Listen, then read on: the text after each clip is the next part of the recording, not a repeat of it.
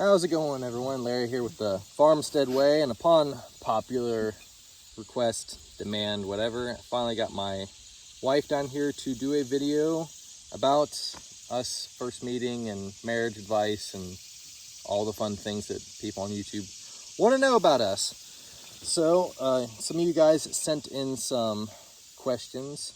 To begin with, Michaela and I have been married 7 years. Yes, this October. This October we married 7 years.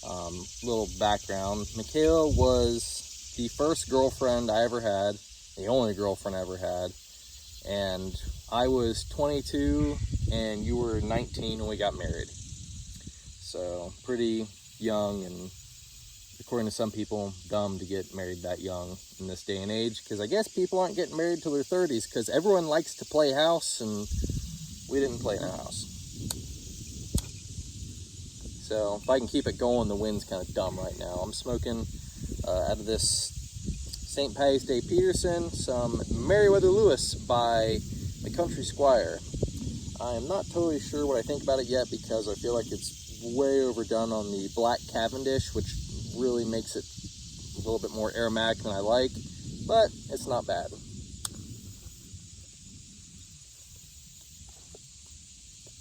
So, are these the questions? Yes. All right. Screenshot them. So, we're going to go over some questions that you guys submitted, and we're going to have a conversation about it. So, one of the first questions, my wife and I celebrate our 30th anniversary in April, so congratulations. This is by David Meesey, 9378. We are each other's biggest fans. I'd love to hear how you and your wife are intentional about keeping each other priority while raising children. It's not easy. No, it's not easy. And I think you have to have the mindset of keeping each other in priority. Mm-hmm. A lot of people, once they have kids, it's like the kids are the top priority. You take care of the kids. You know, your marriage comes second. So it really takes like intentional awareness of putting each other first. I guess with us, it would be like once the kids go to bed, you know, that's our time. You know, there's other things like, you know, I don't really get a ton of like me time, but also, you know, having us time is sometimes more important than me time. Mm-hmm. But then also, like I said, just mindset, you know, even just for me, like texting you throughout the day, getting updates on you, even having some conversations that would be better to have in person, but, you know, we don't have the time. Right. So, like, being just connected in that way. Yeah, like you were saying, and when you're your spouse's biggest fan, and that's one of the things that you got, that's really important, is you need to be your spouse's biggest fan and best friend. Then together time is almost better than just me time, because you wouldn't want to be with any other person at that time. Right. And for me, at least for us, like, I'm so comfortable around you that it doesn't feel like work to be with you. It doesn't feel like I have to, even just sitting on the couch together, if I'm reading and you're reading, like, that's still something you're doing together, but it's not exactly like, you know, we're not going on a big fancy date, but we're together. Yeah, so it's mainly just being very intentional about it, and you can't let it go by the wayside, because once life, kids, projects, it all seems to overwhelm, and what people don't realize is that everything builds upon each other. It's not like you take a layer away. So if you think of my fingers as layers, you have dating and your initial love and marriage. Then you have life, children, and other responsibilities. And it's not like when one pops up, you take away the base layer, because then you forget what got you to where you are in the first place. You have to be just as much in love throughout every part of your marriage as when you did when you first got started. And that love will definitely change with time. Mm-hmm. It goes from like the butterflies because everything's new and fresh to a deep tested love. So for that question, just be intentional about it, and don't let your relationship slip because everything else is getting in the way. All right. This is from you're going to have to pardon me, G-O-K-T-U-K, Got Tug, 6965. How do you handle when someone makes a mistake? What is her advice on how to get married in this day and age? Answer the mistake one first. Yeah. How do you handle when someone makes a mistake? You have to apply the same kind of grace that God would apply to you. And honestly, it just depends on the mistake. Sometimes there's dumb, goofy mistakes like, hey, I left the refrigerator cracked all night long. It's just like, well, stuff happens. And then there's the mistakes that we've had to deal with when it came to my pornography addiction, betrayal as far as me not being open and honest about that. And that takes a different level of grace and obviously a special anointing from God to be able to get through it. So what are your thoughts on that? Yeah, I think there's intentional mistakes, and then there's just mistakes. And like you said, you have to have grace with it and realize that, you make mistakes as well, and you married a human. If you get married, that person's going to make mistakes. And there's a difference between making a mistake and having a difference of opinion on how you should handle situations. Mm-hmm. I know that we're definitely different people, and there's times where I would handle something way different, and some people would say, well, he's just making a mistake. But in reality, no, we just have difference of opinions in how we handle things. Mm-hmm. So you really have to assess first yourself and how you are handling how someone made a mistake or how you thought someone made a mistake. And then, yeah, you just have to have grace with that person and forgiveness. And it's not easy. I mean, like you said, like with the porn stuff, that wasn't easy to deal with. That felt, you have human emotions, and so that gets mixed with, hurt and anger. And, but at the end of the day, you can either grovel in it and be mad and bitter towards that person, or you realize that you just have to let it go and move on and talk about it. I mean, if it's a big mistake, then you have to talk about it and work through it. Sometimes, like, the refrigerator door, you don't need to have a giant argument over the refrigerator door and a big talk about that. No. But if it's a big mistake, then that's stuff you have to go over. Yeah, and you can't let a root of bitterness get into your mind, because it will take root. Like I've said in that one video about bitterness, it will take root and it will affect you for years and years and years and years. And you can't hold on to stuff, because could you imagine if God was bitter towards us, towards our mistakes of stuff that you did 20 years ago, and thinking that God's pacing around and be like, I can't believe they did that. And every time you make a mistake, God would throw that back in your face when, well, I'm sorry. Well, I can't believe you still did this. That was 20 years ago. I don't care. I'm still mad about it. It's just, you can't have that attitude.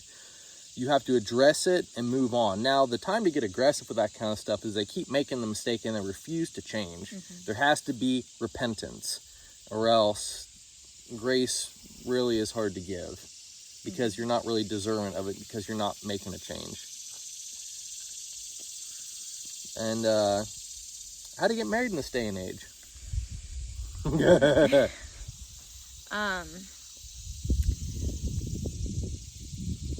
Being intentional again. When you meet someone, ask them the question. If you're interested in them, ask them the question, do you want to get married? If their answer is no, then don't date them. Yeah, obviously the feelings need to be reciprocal. You can't just go hang out with a girl for the first time and be like, you want to get married? Because that's a little weird. But like for our example, when I asked her out, they're like, you want to be my girlfriend? I said I would, and this is how sure I was that I was going to marry you. I said, you want to be my girlfriend, and I would not be asking you this if I did not intend on marrying you. And it's obviously hindsight's 2020. With how sure I was that I was going to marry her, we literally, before we even started dating, we could have said, hey, let's just get married, and gotten married before, like, right then and there. Mm-hmm. The night that we started dating. Yeah. Wouldn't have that been fun? Just like, that girl I've been talking to on and off for the past month? Yeah, we got married last night. Yeah, that would have been fun. But Yeah, just being intentional about it and don't settle. You know, I mean, the first person that, even if you both are interested in each other, if you guys don't have the same morals and if you guys don't have the same beliefs and the same goals, you know, you might want to stop and reevaluate that. But it's really just being intentional in the questions that you ask and intentional in the way that you go about dating even. You know, like we were friends first. We talked and then we were friends and then we started dating and then we had, I guess it's more of a courtship, some would consider it. Yeah, as hipsterish as that sounds, it really was, because unfortunately dating is pretty much just people that like to hook up and have sex, and then sometimes they watch TV together and they're buddies. We were in marital prep when we were dating. Yeah. And then, yeah, I think, you know, saving yourself for marriage is a very important thing. Obviously, not everyone's going to think that in this day and age, but it really shows that you guys care about each other. You're saving something very special and intimate for when you are married. Right. And especially, like, for girls, it's important because guys, they're very driven by physical attraction. And I'm not saying, like, don't kiss until your wedding day. I don't really believe in that. But saving yourself for marriage is important because it shows that guy values you as a person and not just as your body. And you're not going to get that if you just have sex immediately. That's not going to happen. You're not going to see if he values you as you. Right. Yeah, because for ladies, if you're dating a guy and he can't answer the marriage question straightly, you probably shouldn't be dating him.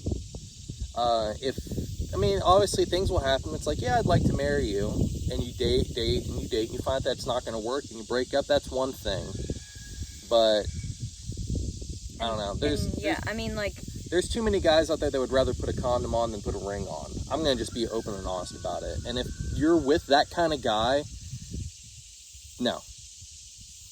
Yeah. If you're with a guy who would rather see you naked than see you in a wedding dress, run. Because all he wants is one thing, and that's your body. And he is only ever going to want you for your body until he's sick and tired of it, and then he's going to find someone else. That is why we are dealing with this epidemic of boyfriends and girlfriends cheating on each other. And because everyone wants to have all the fun, and then when the fun gets done, they run to someone else. Mm-hmm. Yeah, you really have to be on the same mindset of what you want. Because if that person doesn't want to get married, if, you know, that person, like, we wanted kids, we knew that. If they don't want to have kids, if you don't have the same mindset and goals and morals as that person, it's probably not going to work out. No. Or if you do end up getting married, it's going to be hard because you don't have the same thoughts on life. Yes. You're going to want to live a different life than they want to live, and it's just going to cause a lot of strife. Mm-hmm. So, once again, how do you get married in this day and age? Be intentional and be upfront. If someone's going to clam up to the marriage question, and I absolutely hate the cultural stigma of dropping the M-word, marriage is total creeper status. And that's why this world's in the situation that we're in. Back in the day, you know, you see it in really old romance movies where, you know, there would be like the love interest. You have an ant on here. And this is a dumb example. So we really like Studio Ghibli, however people want to pronounce it. The movie Porco Rosso. Even in that, the bad guy curses like, "Will you marry me, darling?" You know, back in the day, that was the first question guys asked when they saw a girl they liked. "Will you marry me, darling?" Even though it's like dramatic and it's a show, it shows you how culture has changed. Now you say, you know, the M word and everyone freaks out. And it's stupid. This is a fun one. How kids, this is from James Jam 415, how kids have affected quality of life, also keeping a marriage good. So how have kids affected quality of life? Well, in my opinion, I think it can either affect your quality of life in a bad way or a good way, depending on your mindset. Again, everything is mindset, too. Yeah, it's either going to turn you into the best version of you, or it's going to make you wish you never had children. Yeah, because it's such a self-sacrificing...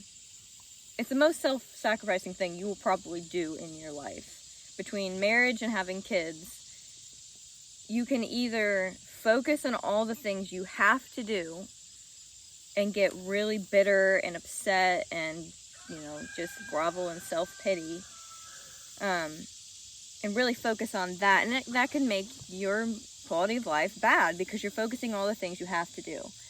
But all the things that you would rather be doing. Would rather be doing, Not like I want to change diapers, several times a day. I'd rather be painting or cooking or doing stuff that I want to do. But then if you look at it in a different light, you see all the joy that comes from parenting. And like we said, like being married, the self-sacrificing stuff. You see all the fruits of your labor that you've been working on. You see your daughter or your son look at something for the first time and they're so excited. And, just the simple things of, my daughter can look at an acorn on the ground and get really excited. Well, I wouldn't have noticed that acorn on the ground and got really excited. Mm-hmm. So they really make you see the small joys in life. Right. And you also get joy out of knowing that you're responsible for the future of at least 2 to 3 generations when you raise children. And I've talked about this concept before, that I'm fixing just now in my marriage and family mistakes that were made by my grandparents and possibly great-grandparents, 80 years ago, maybe 100 years ago. And you need to keep that in mind, because if you spend all your time wishing that, or trying to live the life that you had before you had kids, you're not going to put in the work that you need to give your kids the best quality of life. And it's tough, but it's so rewarding having that responsibility, because the quality of life that, I'm trying to think how to say it, the quality of life that you provide at home is going to be the quality of life that your kids take into their adulthood and give to their kids, and then their kids are going to raise their grandkids like that. And I guess they're probably asking more lines, yes, sometimes it does kind of hinder things. Mm-hmm. We can't go to the movie theaters whenever we want to. We can't just randomly go to, not like we go to restaurants, but we can't just pick up and go. We can't do all the fun things that we did when we didn't have children. Mm-hmm. It's part of the self-sacrifice. I am not going to sugarcoat it. If you're the kind of person that cannot wait to get off work to go do X, Y, Z, if you cannot wait till you have the weekend to go to that party, to go to that nightclub, to go to that concert, maybe having kids is going to be a struggle for you. But even if it's a struggle, you will learn and you will grow into the role that you need to fulfill. Mm-hmm. And how do you keep a marriage good? By keeping the only thing that's good in it, and that's God. Because same thing with standards. If you have to have godly standards in your marriage and not just man-made standards, because God's quality are perfect. And as long as you aim for that, your marriage will be good. And obviously you have to marry your best friend.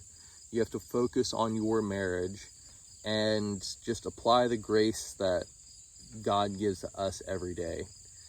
And something that my parents used to tell me is you have to work at your marriage every day. And if it just turns into 2 people trying to keep these small people alive in the house, then it's not going to work. Yeah. Yeah, I think it requires a lot of communication. Oh, gosh, yes. Communication, self-sacrifice, forgiveness, and also self-betterment. You always want to point your finger at the other person to be better and do better, but really you should be focusing on yourself. But yeah, like you said, focusing on God and keeping him at the center, because honestly, there's so many times where you could definitely, like, for example, like the porn thing, I could have been like, well, I'm done with you. You know, I'm done. I'm not going to do that. Or at least we're staying together, but just for the kids. Absolutely. That's the worst thing you can do, is have that mindset. Yeah. Of just for the kids. Right. But at the end of the day, that doesn't hurt anyone but you and your kids. But applying grace to where it needs to be applied to, and having that basic understanding that we're all humans and we all sin and that we need God. But yeah. Mm-hmm. And then we'll probably end with this one, and then if you guys like this, we'll do a part 2, because I don't want an hour-long YouTube video. I would like to bust this up into chunks. But Wentz 789 said, talk about your salvation experience. I always went to church when I was little. I didn't. I know. Went to a Baptist church. I got saved probably when I was 6. Got baptized in a creek. Stopped going to church for a little bit. Just couldn't find a church. And then age 14, found another church, started attending youth group there. Went to a camp where I did evangelism. So I went door to door and knocked on doors and asked people if they knew Jesus. And I just saw the hopelessness that people had. You know, just the hurt that people had, and just how no one had an answer to whether they were going to heaven or hell. Not no one, some people were Christians, but for the majority, it just seemed like people didn't really have anything to cling on to. And you're going door to door, so it's not like you're getting like super genuine answers. People are just like, please leave me alone. But No. but at age 14, that stuck with me, that, you know, no one really had any joy or hope.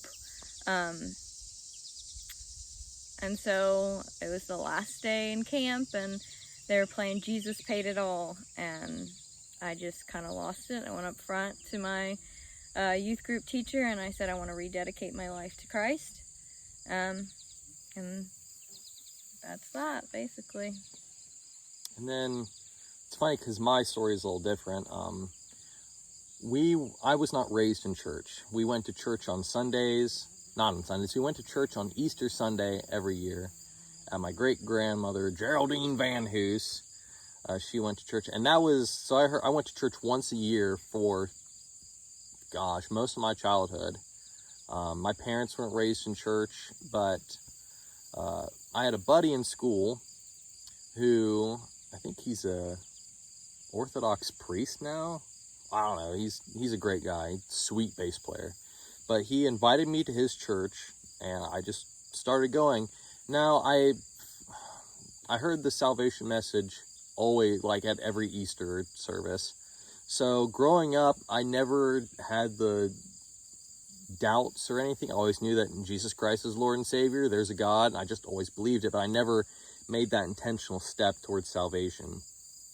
And I remember it was March 10th, 10. 3/10/10. No, March 16th, 2010, because it was 3/16/10. Some guy was preaching a salvation message at the church. I started scooting closer towards the end of the pew, and some lady, by the grace of God, saw me scooting, came up and asked if I wanted to go up. Went up, prayed with one of the associate pastors, and I just started going to church. And I was the only person in my house that was saved.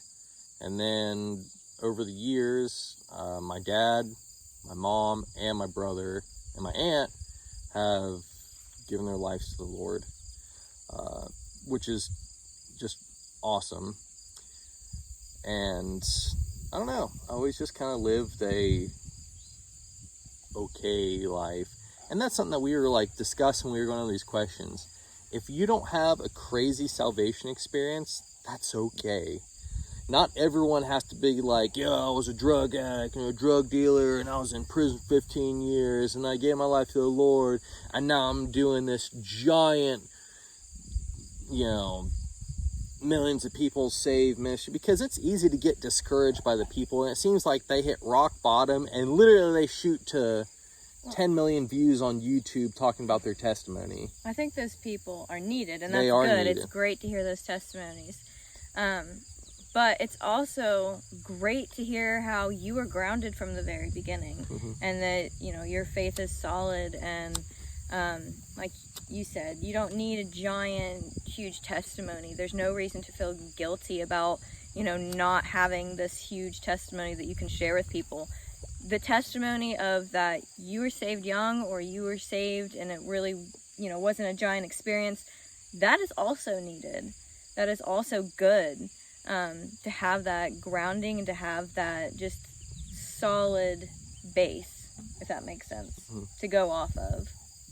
Yeah, not every... I keep blowing pipe smoke in your face. Yeah, and just because it's not so much about everyone else, like how everyone else views your experiences, between the experience between you and God. Like when I got baptized, I was at my buddy's house, and I was like, we were talking, I was like, hey, I've never got baptized, and the same guy that took me to that church where I got saved, he was like, well, you want to do it now? And I was like, well, sure. So we went into their bathroom, filled up a bathtub with about 12 inches of water, and I got baptized in my friend's bathtub with 4 people. It was me, the guy that went to church with. No, it was just 3. It was me, the guy I went to church with, and the guy's house that we were at. Because I remember the family that lived there, they were Christians, and one of the guys was there. He's like, hey, Mom, do you have a towel? And he's like, why? We're going to baptize Larry in the bathtub. And she's like, okay. And just me and 2 other guys. And it was a very impactful experience. So in closing, well, I'll ask you one question, then you can ask me the same question. What is one piece of advice you wish someone, or what's the piece of advice that you would give to yourself when you first got married that you just now have learned? So if it's like you were to go back in time, we just walked off the altar and be like, this is going to save your butt, and I'd rather you hear it now than learn it the hard way. It's a big question to drop on me. I know, right? I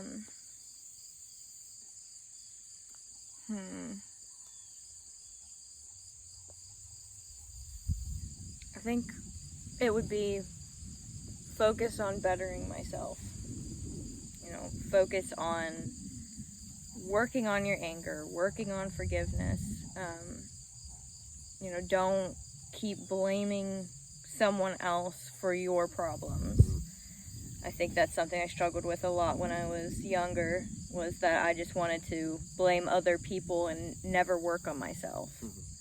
So I think that would be my advice. Yeah, I think for me, I would tell myself that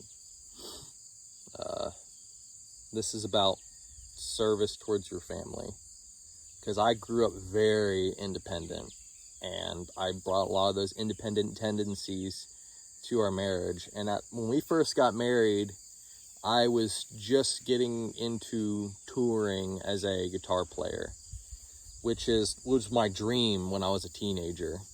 And that's all I wanted to do. When my parents would ask me, it's like, what do you want to do when you grow up? Or I'd be like, I want to be a rock star. That sounds dumb. And it kind of happened. I dipped my toe into that water, and I found out that what I really wanted in life. And it really showed me that for marriage to work, you have to live a life of service to your wife, to your family, that you have to sacrifice to hold things together. Because if I decide to go down the route of musician, we probably would have gotten divorced about a year and a half, 2 years into our marriage. I mean, we would either gotten divorced, or we would have had a garbage marriage. Yes, I could see that. Garbage marriage. Yeah. You have to be home to make a marriage work. Yeah, because you got to realize this wasn't just like, oh, I'm in a band. There was talks of going to Europe, going to California. I mean, it all kind of fell apart when I left the band, but there was the potential there. If we, the band members, had really driven to really push it, we probably could have done something.